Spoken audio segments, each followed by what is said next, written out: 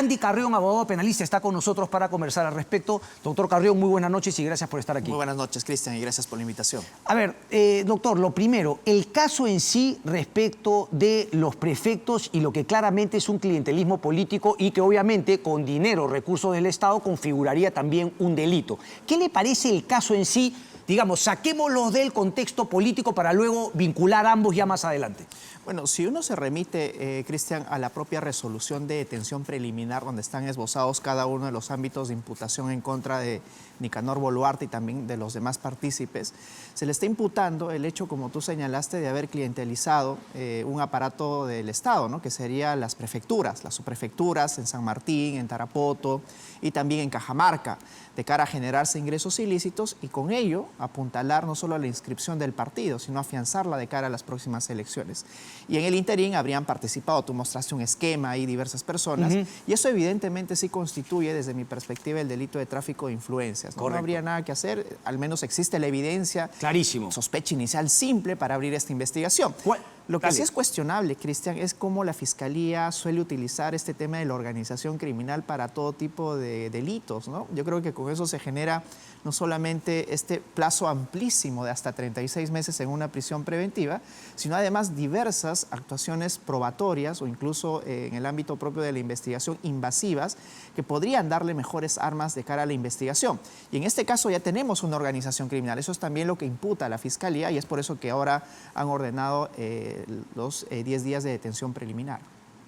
Pero, digamos, ¿te parece exagerada que utilice la figura de la organización criminal en este caso particular? Bueno, el problema es que lo usa casi en todos los casos. No hay ni un solo caso, por ejemplo, que trate del equipo especial contra la corrupción del poder en el que no esté incurso el delito de organización Sí, es lo que criminal, yo decía un poquito irónicamente, ¿no? Faltó el brazo mediático también, como en ya, las otras imputaciones de Valquiria. Claro, ¿no? Faltaría el brazo no solamente legal, ¿no? El brazo de familiar, ¿verdad? El brazo también de los asesores en la sombra, como la otra diligencia también. Pero en este caso, si uno analiza cómo la Fiscalía viene enfrentando todos los casos, vemos de que la mayoría de casos se enfrenta a una organización criminal, ¿no? Y lo que es grave en esto, Cristian, es de que también eso ha partido ya de equipos especiales como el de Lavallato. Tú hablabas de endiosar a José Domingo Pérez, a Rafael Vela, y tú eras uno de los pocos periodistas que desde un principio cuestionó toda esta actuación de Lavallato, y vemos ahora cuáles son las consecuencias, ¿no? Y yo creo que también debemos hacer lo propio en este caso. Los cuestionamientos que se hacen en contra de las actuaciones fiscales, sea Marita Barreto o algunos otros fiscales, tienen que más bien promover una reconducción propia de los casos y en ocasiones, si es que amerita una detención preliminar o prisión preventiva, pues solicitarla. Pero al parecer es la primera herramienta que utilizan de cara a intimidar a muchos de los investigados y generarse así no solamente testigos protegidos, sino también colaboradores eficaces. En línea con eso, doctor Carrión, ¿no hay acaso una Fiscalía Coordinadora de Crimen Organizado? Eso es lo que te iba a mencionar, ¿no? Porque... Entonces yo no sé por qué no todos los casos van donde Chávez Cotrina y por qué se los tiene que quedar si hay una coordinadora de crimen organizado. Y si todos los fiscales van a utilizar crimen organizado para dársela, ¿no? Para hacer un fiscal mediático, bueno, que se las den pues a la coordinación de crimen organizado. Irónicamente, Cristian, Mateo Castañeda fue uno de los fundadores de las fiscalías especializadas contra el crimen organizado. Fue el que investigó el famoso caso CLAE y, digamos, las grandes organizaciones que en su oportunidad se presentaron. Ahora lo dirige Chávez Cotrina, pero fue Mateo Castañeda quien impulsó estas fiscalías. Y ahora, pues, vemos de que hay una fiscalía especializada en crimen organizado, pero vemos de que paralelamente existe, por ejemplo, este equipo especializado contra la corrupción del poder, que no hay ni un solo delito en el que no impute organización criminal. Correcto. Dejemos eso de lado y vamos un poco, digamos, a la otra cara. Después quiero entrar al tema de Mateo Castañeda, pero entonces, claramente un tráfico de influencias. Yo decía también que Nicanor tiene otro tipo de tráfico de influencias vinculado a temas más económicos. Han salido denuncias en Punto Final, en otros dominicales. Ahora, digamos, el tráfico de influencias, en este caso particular, le quieren dar la gravedad, como usted bien ha dicho, doctor, con el tema de la organización criminal, etcétera. Pero el tráfico de influencias, ¿qué pena tiene?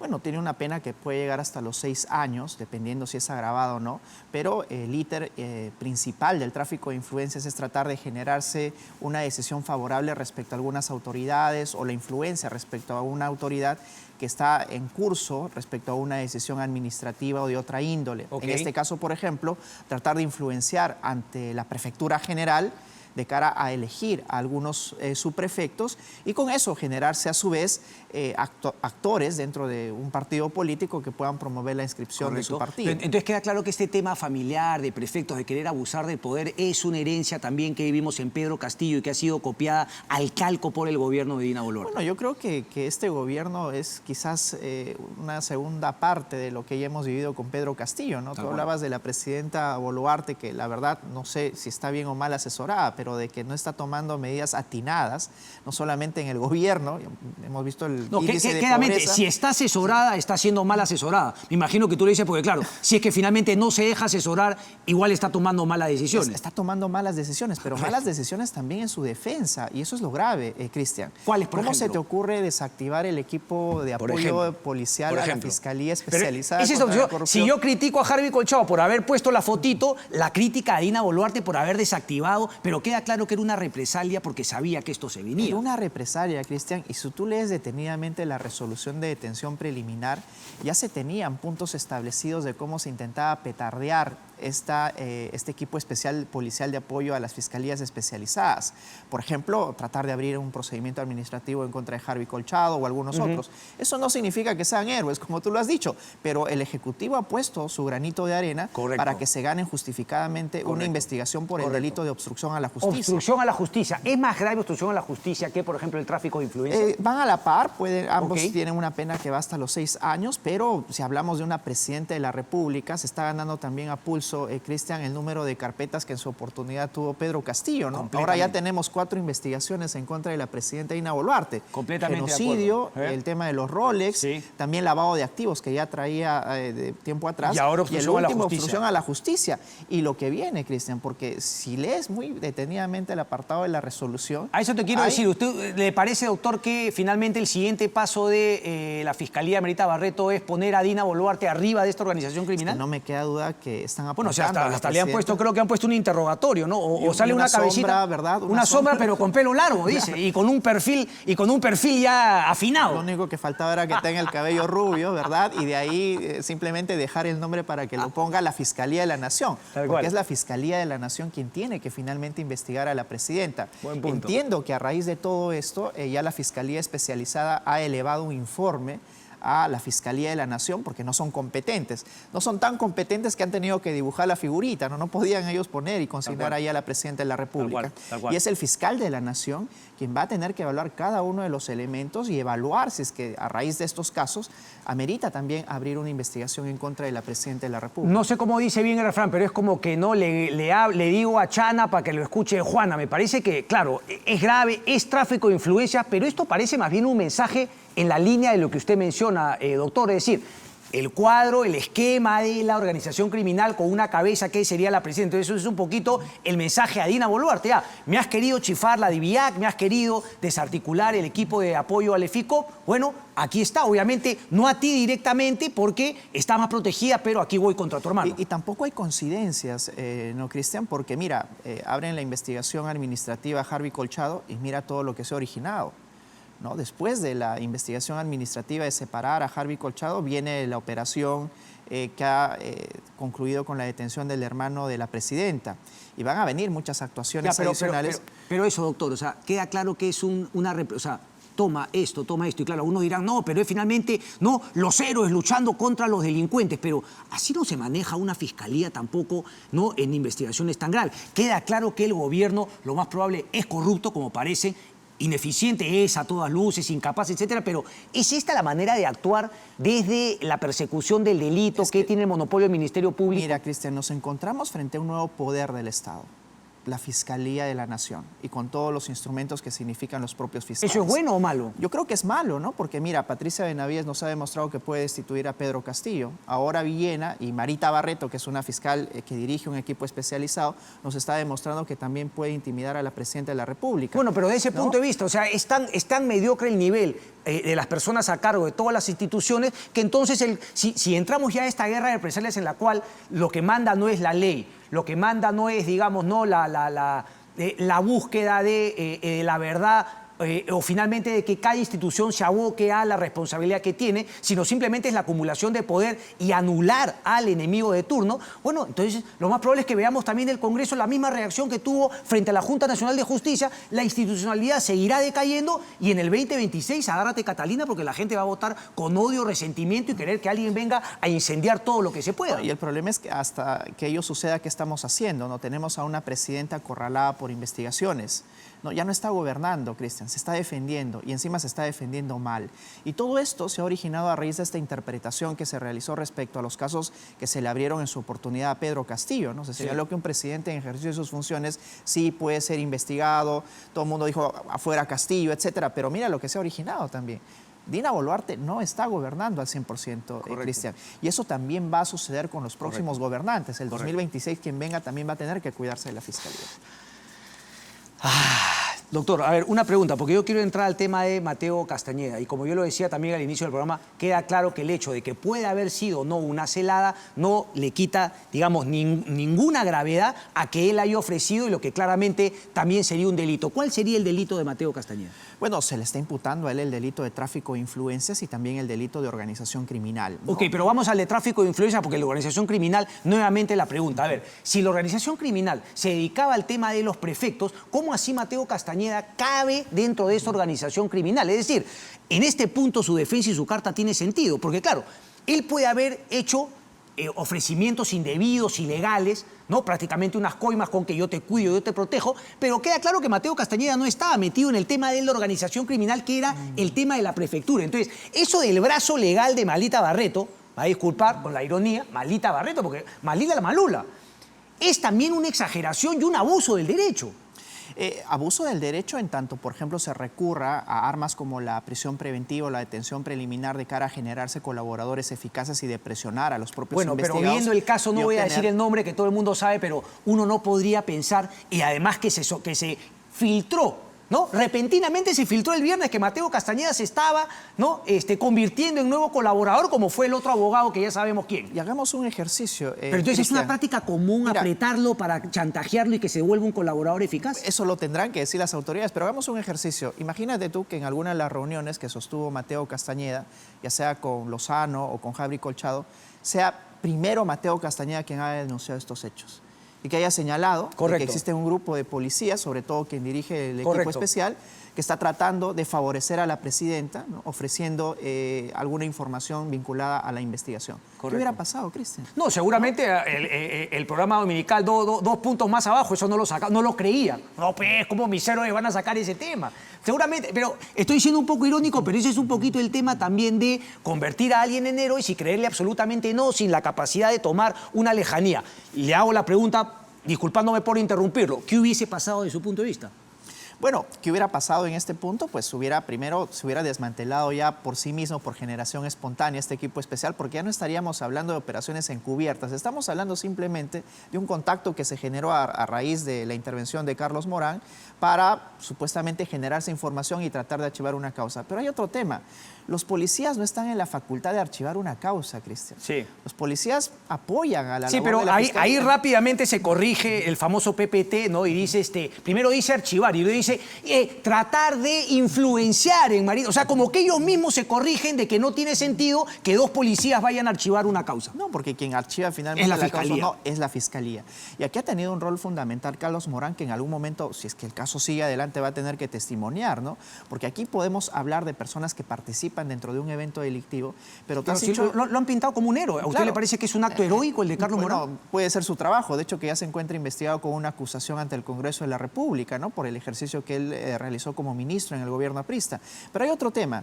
¿Qué sucede, Cristian? Que si es que la intervención de Carlos Morán estaría corroborada, él también pudo haberlo instalado. Perdón, dijo el gobierno aprista, ¿es el gobierno vizcarrista? Perdón. ¿Vizcarrista o también fue ministro en la época de Apra? No, fue ministro en la época de Vizcarra, obviamente. Hay una acusación reciente en el Congreso de la República en su contra. Sin embargo, habría que ver si Mateo Castañeda, tú dijiste, con toda la experiencia que tiene 62 años, fiscal durante mucho tiempo de crimen organizado. O sea, él haberse sentado a ofrecerles, corromperlos por delante. ¿Y qué pasa si analizamos las cosas desde la presunción de inocencia, ¿no? En el sentido de que, por ejemplo, él sí fue contactado por Carlos Morán, que él mismo señaló de que es su cliente, y que le dijo, mira, que hay que generarnos un contacto con tal persona que pueda ayudar. Entonces ya no es una participación, Ya, pero digamos, eso no le quita la gravedad al hecho por de... supuesto, no, Ok, no. pero obviamente Todos los que no te participan- pone en la situación maniquea de buenos y malos, sino que te pinta un escenario peligroso para la justicia en el Perú, en el cual vienen y te hacen una celada y tú como tonto efectivamente cometes delito. No sé si celada es la palabra, ¿no? Pero efectivamente pues pone la gravedad de que te estén haciendo este tipo... Esa no es la manera de llegar a la justicia. Y lo último que está haciendo la Fiscalía, no solamente esta, es ir a por los abogados, Cristian, ¿no? Los abogados están ahora vinculados Sí. a tramas de corrupción que en efecto tienen que responder. Como tú lo has dicho, una cosa es que uno despliegue actos propios de defensa y otra es que participe de manera activa traficando influencias. Esta discusión también se dio en el ámbito periodístico. Recordarás tú, Gorriti, Tafur, que decían Correcto. que solamente ejercían su labor periodística y querían acceder a sus fuentes. Eso jamás ha sucedido. Una cosa es de que tú puedas proteger tus fuentes, Tal cual. desenvuelvas informando, pero otra cosa es de que, por ejemplo, trates de dirigir o direccionar investigaciones fiscales. Tal cual. Y eso también se presenta en el ámbito de la abogacía, Cristian, porque una cosa es defender con las armas que el derecho te da para generar una decisión favorable a tu cliente, y otra cosa es tratar de influenciar en funcionarios de manera ilícita. Y eso claramente es tráfico de influencia. Ya, y nuevamente, así como yo hago el mea culpa respecto del periodismo, ¿no? De que somos parte del problema, ¿qué está pasando también con la abogacía, doctor Carrión, en el cual efectivamente vemos algunos abogados que de alguna manera no quieren litigar, sino se prestan a este tipo de cosas? Es decir, bueno, ya no voy a ganar con el derecho de mi lado, sino justamente voy a buscar influenciar, tener contactos, a quién llego, a quién no llego. Y aquí debe haber una participación importante incluso del Colegio de Abogados, ¿no? Porque se supone que también el ámbito del ejercicio de la abogacía tiene que guardar los parámetros éticos que informa su propia profesión. Pero a ver, ¿no? el Colegio de Abogados de Lima...